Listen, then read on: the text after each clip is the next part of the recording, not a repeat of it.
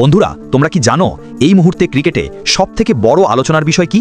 আমাদের রিঙ্কু সিং, যাকে সবাই এত ভালোবাসে, এত ভালো খেলেছে, তাকে কিনা ভারত আর সাউথ আফ্রিকার টি-20 স্কোয়াড থেকে বাদ দিয়ে দেওয়া হয়েছে। এটা শুধু দুঃখের নয়, খুবই আশ্চর্যেরও। আজকের ভিডিওতে আমরা এই খুবই দুঃখের খবর নিয়ে যেমন আলোচনা করব, তেমনই দেখব কেকেআরের জন্য খুশির খবর কি আছে।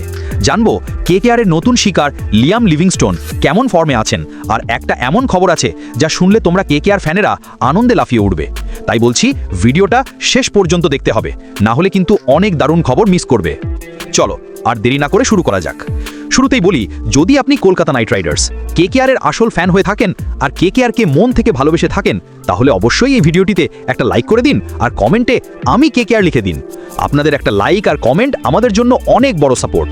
তো চলো প্রথমে সেই সব থেকে বড় খবরটা নিয়ে কথা বলি। ভারত আর সাউথ আফ্রিকার যে টি-20 ম্যাচ হবে, তার জন্য ভারতীয় দল ঘোষণা করা হয়েছে। কিন্তু সব থেকে অবাক করা কাণ্ড হলো আমাদের রিঙ্কু সিংকে এই দল থেকে বাদ দিয়ে দেওয়া হয়েছে। আচ্ছা তোমরা বলো তো, রিঙ্কু সিং যখনই ভারতের হয়ে খেলেছে কেমন খেলেছে? একদম ফাটফাটি। ওর ব্যাটিং করার গড় দেখো, ওর স্ট্রাইক রেট দেখো, কি দারুণ ধারাবাহিকতার সাথে সে রান করেছে। যখনই সুযোগ পেয়েছে একদম ঝড় তুলেছে। আর তারপরেও যখন তাকে দল থেকে বাদ দেওয়া হয় তখন খুব খারাপ লাগে। আমার তো মনে হয় এটা রিঙ্কু সিংয়ের সাথে অনেক বড় অন্যায় হয়েছে। জানি না কেন এমন হলো, কিন্তু দেখে মনে হচ্ছে যারা আইপিএলে ভালো খেলে না তাদেরই যেন আস্তে আস্তে সাইড করে দেওয়া হয়। আমরা তো দেখছি রিঙ্কুকে দলে নিলেও প্রথম 11-এ সুযোগই দেওয়া হচ্ছিল না। কিন্তু বন্ধুরা, আমার একটা কথা, আন্তর্জাতিক ম্যাচে যদি কেউ এত ভালো খেলে তাহলে শুধু আইপিএলের পারফরমেন্স দেখে তাকে বিচার করা উচিত নয়। ভালো খেললে তাকে সুযোগ দিতেই হবে। এখন রিঙ্কুর হাতে আর কি আছে? এখন আছে সৈয়দ মুস্তাক আলী ট্রফি। ওখানে যদিও তার ফর্ম খুব ভালো যাচ্ছে না, কিন্তু আমরা আশা করব বাকি ম্যাচগুলোতে সে যেন দারুণ খেলে। যদি সে এবার আইপিএলে কেকেআরের হয়ে আবার 500-600 রান করে দেয়, তবেই হয়তো আবার ভারতীয় দলে সুযোগের দরজা খুলতে পারে। কিন্তু এই মুহূর্তে রিঙ্কু সিংয়ের সাথে যা হলো তা সত্যিই খুবই আনফেয়ার। তোমরা কি বলো? কমেন্টে জানিও। চলো পরের খবরটা আরও একটা অবাক করা খবর। এটা হলো অস্ট্রেলিয়ার দারুণ উইকেট কিপার ব্যাটার জশ ইংলিশকে নিয়ে।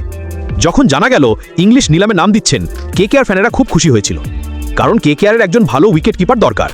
কিন্তু এখন জানা যাচ্ছে জশ ইংলিশ আইপিএলে শুধু 4টি ম্যাচের জন্য পাওয়া যাবে, মানে মাত্র 25% ম্যাচ খেলবেন। কেন? কারণ তার নাকি বিয়ে। আরে বাবা, বিয়ে তো পরের বছরও করা যেত। এই কারণেই পাঞ্জাব কিংস তাকে ছেড়ে দিয়েছে, কারণ এত কম ম্যাচের জন্য কেউ ভালো প্লেয়ারকে দলে রাখতে চায় না। এখন প্রশ্ন হলো, যে দলই তাকে কিনবে তারা পাবে মাত্র 4টে ম্যাচের জন্য। তোমরা কমেন্ট করে বলো, কেকেআর কি এই প্লেয়ারকে কিনবে? আমার মনে হয় কেকেআর একটা রিস্ক নিতে পারে। এই বছর 4 ম্যাচ খেলুক, কিন্তু যদি আগামী বছর সে পুরো সিজনের জন্য কেকেআরের কাছে থাকে তবে তো খুব ভালো হবে, তাই না? একজন এত ভালো উইকেট কিপার ব্যাটার কেকেআরের জন্য একটা দারুণ সম্পদ হতে পারে। তোমাদের কি মনে হয়, কেকেআরের এই রিস্কটা নেওয়া উচিত? এর পরের খবরটা কেকেআরের ফ্যানদের জন্য একটা দারুণ খবর। আবুধাবি নাইট রাইডার্স তাদের প্রথম ম্যাচ খেলেছে এবং ধামাকা করে জিতেছে। আর এই জয়ের আসল হিরো কে ছিলেন? হ্যাঁ, লিয়াম লিভিংস্টোন। সবাই জানে লিভিংস্টোনও এই নিলামে আছেন, আর কেকেআর হয়তো এবার তার পিছনে ছুটতে পারে, কারণ তিনি শেষ ওভারে ডুয়েন প্রিটোরিয়াসকে পরপর 5টা ছক্কা মেরেছেন। ভাবা যায় কি দারুণ ফর্মে আছেন তিনি। যখন থেকেই আইপিএল শেষ হয়েছে তিনি যেখানেই খেলেছেন ভালো খেলেছেন। তো কেকেআরের নজরে এখন লিভিংস্টোনও আছেন। তবে একটা কথা, ক্যামেরন গ্রিন আর লিভিংস্টোন এই দুজনকেই কেনা কেকেআরের জন্য হয়তো একটু কষ্টকর হবে। কেকেআরের এই মুহূর্তে একজন ভালো উইকেট কিপার আর একজন ভালো বিদেশি বোলার বেশি দরকার। কিন্তু লিভিংস্টোন যে ফর্মে আছেন আর তার যে ছক্কা মারার ক্ষমতা, সেটা তো সবাই জানে। এখন আসল প্রশ্ন, কেকেআর কি লিভিংস্টোনের জন্য টাকা খরচ করবে নাকি অন্য প্লেয়ারের দিকে যাবে? তোমরা বলো, কেকেআরকে লিভিংস্টোনকে কেনা উচিত নাকি অন্য কাউকে? শেষে চলো একটু জেনে নিই সৈয়দ মুস্তাক আলী ট্রফিতে কেকেআরের খেলোয়াড়রা কেমন খেলছে। আসলে এইবারের ম্যাচ ডেতে কেকেআরের কোনো প্লেয়ারই তেমন খুব বড় পারফরমেন্স দেখাতে পারেনি। তবে একজন প্লেয়ার কিন্তু দারুণ খেলছেন।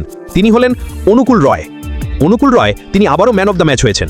3টি উইকেট নিয়েছেন আর 16 রানও করেছেন। সে দারুণ ফর্মে আছে, নিয়মিত উইকেট নিচ্ছে আর ব্যাটিংও করছে। আচ্ছা, অন্য প্লেয়াররা কেমন খেলেছে? আজিঙ্কা রাহানে তিনি করেছেন 32 রান, ঠিক আছে। রমনদীপ সিং 21 বলে 34 রান করেছেন, তাও আবার নট আউট। এটা ভালো পারফরমেন্স।